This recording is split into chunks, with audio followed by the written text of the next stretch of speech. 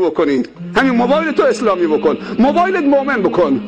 امروز شیطان خیلی حرفه‌ایه، مثل شیطان 300 سال پیش نیست که زمان الاغ بوده. امروز شیطان موبایل دستشه، امروز شیطان ماهواره در اختیارشه، امروز شیطان انگلیسی داره صحبت میکنه، امروز شیطان هنرهای نازیبا رو زیبا جلوه میدهد، خیلی مدرنه. امروز شیطان اینترنت و ماهواره و موبایل و کامپیوتر و امکانات زمانش و امکانات عصر دستشه. شیطان امروز حرفه‌ای است، مؤمنین هم باید حرفه‌ای باشن.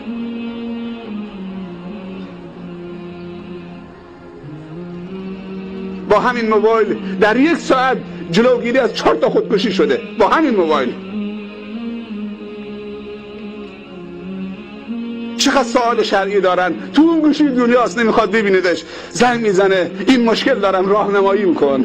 موبایل شده وسیله راهنمایی و نجات و ارشاد.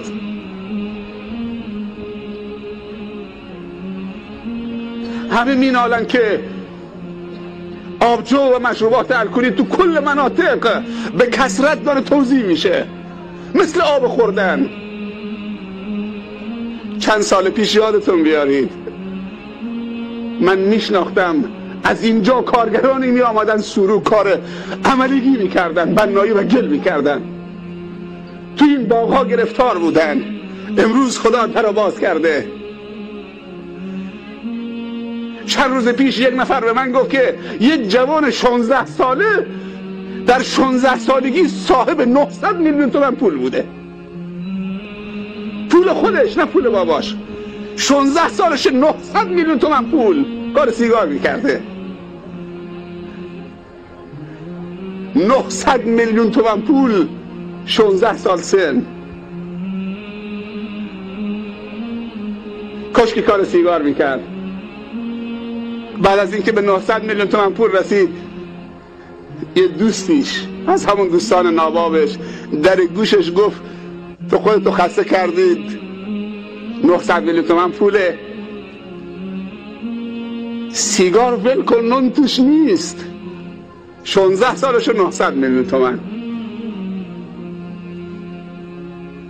دیگه کارتون سیگار نبر تا سر نمیدونم پشت تنگه فلان و فلانجا تحویل بدید 100,000 تومان بهت بدن. کافیه که یک سرویس مورفین ببرید تا شیراز یا تهران، کافیه 2 میلیارد تومان. این سرویس دیگه چه؟ مورفین ببر، یک سرویسش 2 میلیارد تومانه. جوان 16 سالش 900 میلیون تومان. نمیگم 9 میلیون تومان ها. دانشجو داریم که دنبال 100,000 تومان گرفتاره مسکین.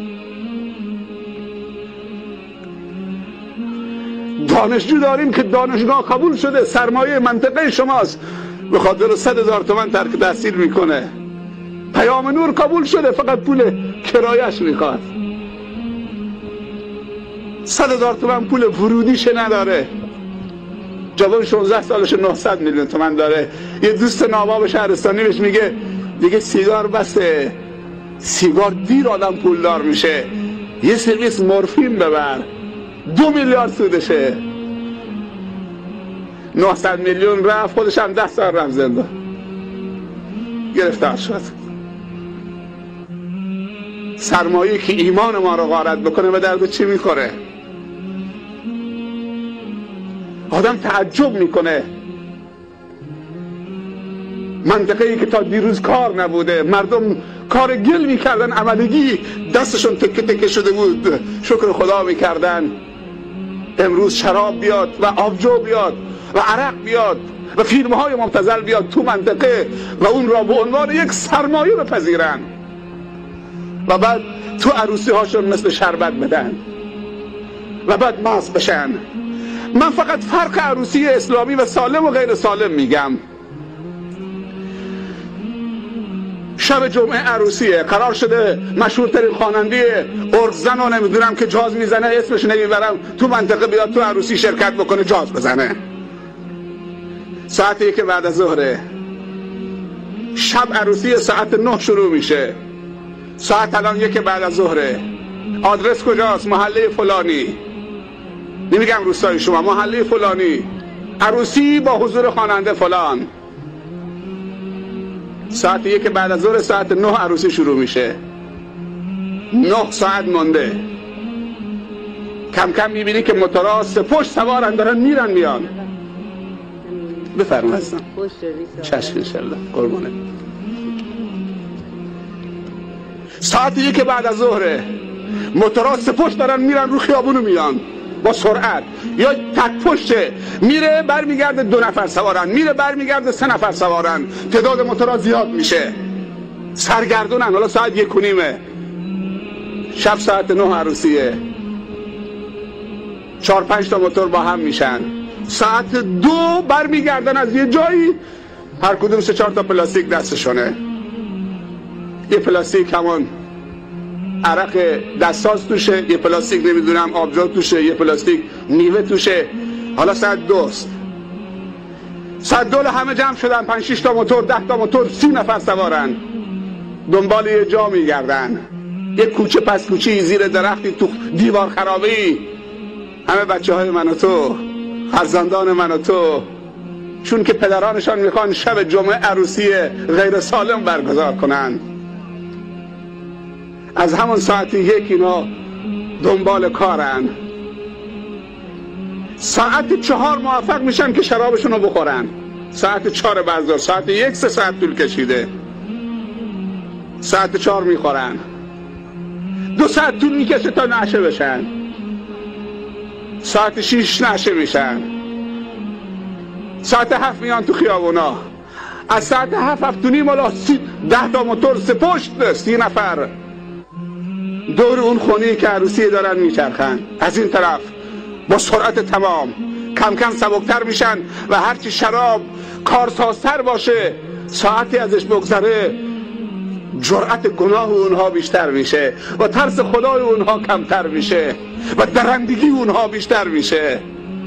ساعت 9 ساعت 0 دوباره میرن جمع میشن یک جایی. این قمیصشون معذرت میخوام که این بالا میکشن، یک کابل اینجا گره میدن، هر کدوم هم یک موکدبر تو جیبشون. میخواد نماز جمعه بره یا نماز عید بره. عروسی غیر سالم یعنی این، یعنی جوان از ساعت 1 بعد از ظهر دنبال کابل و دنبال موکدبره. ساعت 9 با دهانی مست و پلید و ایمانی از دلش بیرون رفته، پیامبر صلی الله علیه وسلم میفرمایند اگر یک مسلمانی که اهل قبله باشه یک قطره شراب تو حلقومش بریزد، یا از پول فروش شراب بیاد تو زندگیش تبدیل به برنج و خورش و گوشت باشد و خودش و فرزندانش بخورد، ایمان از تو دلش در می آید، مثل قمیصی که از سرت در میاری بالای سرش میماند اینطوری. و اون قدر از خدا فاصله میگیرد با یک قطره شراب که تا 40 نماز جرأت ندارد که نزدیک نماز بشود.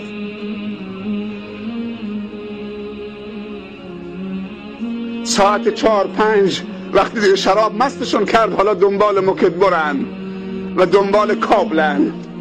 با نیت کابل و موکدبر میاد تو عروسی شما پدرم، برادرم، مادرم، خواهرم، برادر مسلمانم، به قصد عروسی شما، به قصد موکدبر و کابل با خودش میاره.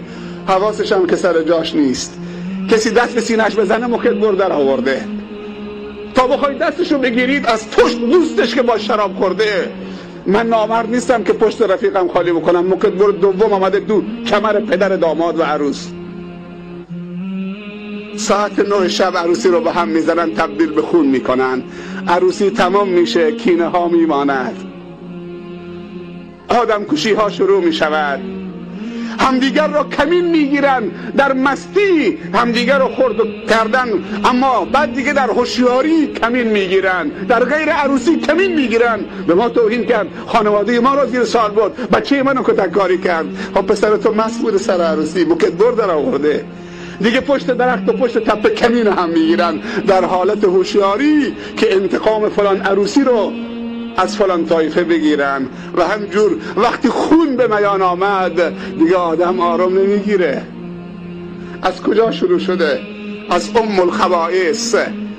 10 نفر در شراب پیامبر لعنت کرده، 10 نفر. اون فروشنده، اون